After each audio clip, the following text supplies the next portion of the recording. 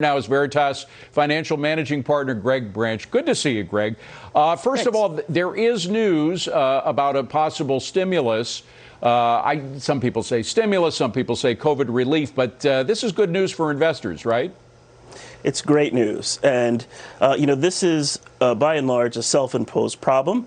And I think that our outcome, when we look at what the end of the year is going to hold, is binary. If we get some significant amount of stimulus through, that'll be a tailwind. And I could see us ending at levels that are higher, appreciably higher, than where we are now. But if we don't get that, then I could see us, it is highly likely that we end appreciably lower.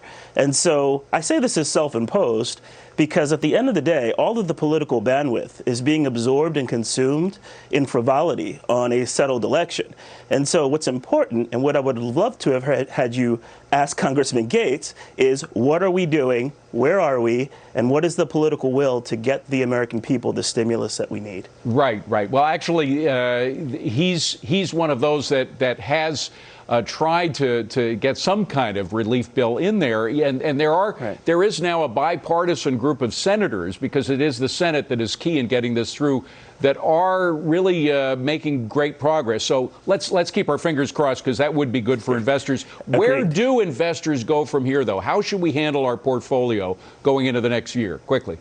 Right. So stock picking will be key, and I'm using a barbell strategy. There are still some growth names I like. Look for those that have explosive earnings growth projected for next year. A great example is some of the e-retail names, whether it's an Amazon, a Wayfair, an Etsy, a Shopify. Those are going to put up explosive fourth quarters on the back of all the share gain that they've had this year and still have great earnings growth next year.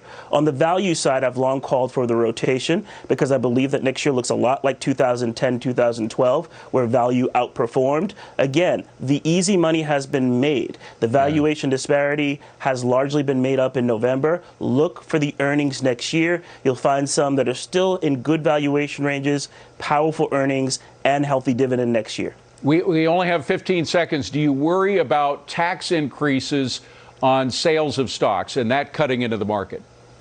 I think we've largely accounted for that. I think the market has baked that in. I think the market, at least, has accepted the outcome of the election and that there's going to be a higher corporate tax rate environment. So I don't think that that's going to be a problem. I think we factored that in. Greg Branch, always a pleasure to see you, Greg. Thank you so much for being here. Appreciate it. Thank you. We have the market.